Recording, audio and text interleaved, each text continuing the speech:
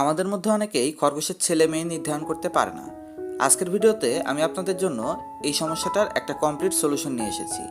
এখানে আমি আপনাদের একটা প্রাপ্তবয়স্ক খরগোশের ছেলে মেয়ে কীভাবে নির্ধারণ করতে হয় এবং একটা বাচ্চা খরগোশের ছেলে মেয়ে কীভাবে নির্ধারণ করতে হয়, এই দুইটা আলাদা আলাদা পদ্ধতি ডিটেলসে দেখাবো।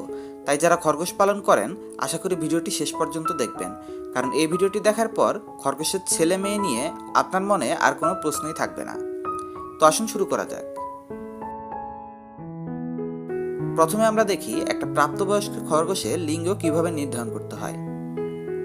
প্রাপ্তবয়স্ক একটা ছেলে খরগোশের টেস্টিসগুলো বাইরের দিকে বের হয়ে থাকবে এবং ঝুলে থাকবে।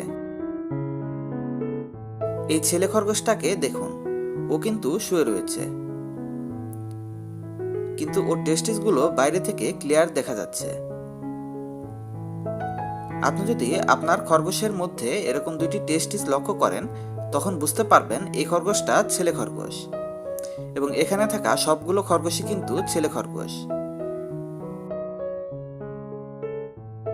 অন্যদিকে মেয়ে খরগোশের ক্ষেত্রে এরকম কোনো টেস্টিস আপনি দেখবেন না। দেখুন, এই মেয়ে খরগোশটার কিন্তু কোনো টেস্টিস নেই। আপনি যদি ওদের উপর করে ধরে দেখেন তখন বুঝতে পারবেন ওদের মধ্যে কোনো টেস্টিসই থাকবে না। আর মেয়ে খরগোশগুলোর লিঙ্গ দেখতে অনেকটা এরকম হবে। আর এই পদ্ধতিতে আপনি কিন্তু খুব সহজেই প্রাপ্তবয়স্ক একটা খরগোশের ছেলে মেয়ে বা জেন্ডার নির্ধারণ করতে পারেন। এছাড়াও খরগোশের আচার আচরণ ও এদের আকার আকৃতি দেখে আপনি এদের ছেলে মেয়ে বুঝতে পারবেন।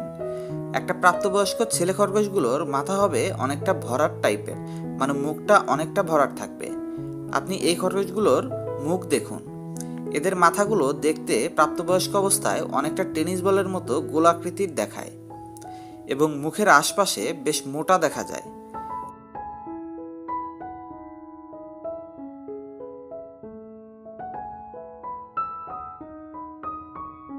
অন্যদিকে এই মেয়ে খরগোশগুলোকে দেখুন, এগুলোর মুখ কিন্তু কিছুটা শুকনো টাইপের এবং এদের আচরণগুলোও কিছুটা বাচ্চা সুলভ। কিন্তু ছেলে খরগোশগুলোর আচরণে এরকম বাচ্চা সুলভ স্বভাব আপনি লক্ষ্য করবেন না, এরা কিছুটা ভারবার্তিক হয়। আবার ছেলে খরগোশের কিছু স্পেশাল আচরণ মেয়ে খরগোশের থেকে কিন্তু আলাদা। আপনি যদি ওদের সামনে, মানে ছেলে খরগোশের সামনে কোনো চটের ছালা বা কাপড় দেন তবে এরা সেগুলোকে এরকম সামনের দুই পা দিয়ে টেনে উল্টাপাল্টা করবে। কিন্তু মেয়ে খরগোশগুলো এরকম কোনো আচরণ প্রকাশ করে না। আবার আপনি যদি দুইটা মেয়ে খরগোশকে একটা খাঁচার মধ্যে রাখেন তবে এরা মারামারি করবে না, কিন্তু প্রত্যেকটা ছেলে খরগোশের জন্য আলাদা আলাদা খাঁচা ব্যবহার করতে হয়, কারণ এরা মাঝে মাঝেই নিজেদের মধ্যে মারামারিতে লিপ্ত হয়। আবার ছেলে খরগোশগুলোকে বেশিরভাগ মানুষের সাথে বন্ধুত্বপূর্ণ সম্পর্ক করতে দেখা যায়। তুলনামূলকভাবে ছেলেগুলোকে ট্রেনিং করানো সহজ। আপনার যদি ইচ্ছা থাকে একটা খরগোশ পালনের, তবে আমি সাজেস্ট করব ছেলে খরগোশ পালতে।